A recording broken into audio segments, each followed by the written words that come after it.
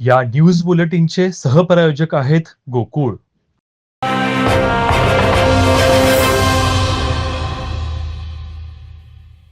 कायदा आणि सुव्यवस्थेची प्रचंड गंभीर परिस्थिती पश्चिम बंगालमध्ये निर्माण झाली असून त्या ठिकाणी हिंदू समाजावर अत्यंत नियोजनबद्धपणे हल्ले सुरू आहेत.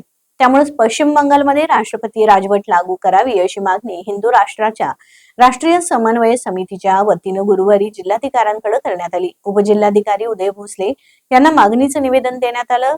विकास जाधव, किशोर घाडगे, दादा खेडेकर, शीला माने, रेश्मा साळुंखे, गजानन तोडकर, दीक्षित यांच्या नेतृत्वाखालील शिष्टमंडळानं उपजिल्हाधिकारी उदय भोसले यांची भेट घेऊन ही मागणी केली. आगामी काळात हे आंदोलन अधिक तीव्र करण्याचा इशाराही समन्वयक शिवानंद स्वामी यांनी दिला आहे. आज पश्चिम बंगालमध्ये आपण बघितलं तर मोठ्या प्रमाणात हिंदूंच्यावर अत्याचार चालू आहेत. ठिकठिकाणी जाळपोळ चालू आहे.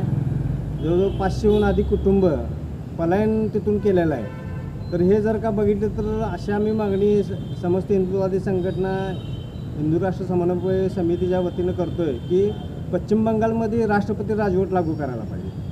आपण बघतोय की विशाळगडावर एक प्रकरण घडल्यानंतर आज कोल्हापूरमध्ये समता रॅली काढली गेली.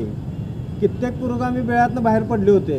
पण आज पश्चिम बंगालमध्ये एवढं हिंदूंच्यावर अत्याचार चालू आहे. काही ठिकाणी रामनवमीच्या दिवशी मिरवणुकावरून दगडफेका झाल्या.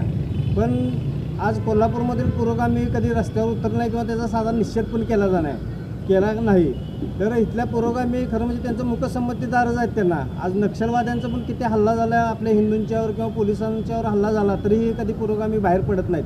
तर त्याचा पण आम्ही इथं निषेध करतोय आणि आम्ही सर्वांच्या वतीनं असं मागणी करतोय केंद्रीय गृहमंत्री अमित शहाजी आणि पंतप्रधान नरेंद्रजी मोदींच्याकडं की पश्चिम बंगालमध्ये लवकरात लवकर राष्ट्रपती राजवट लागू करावी.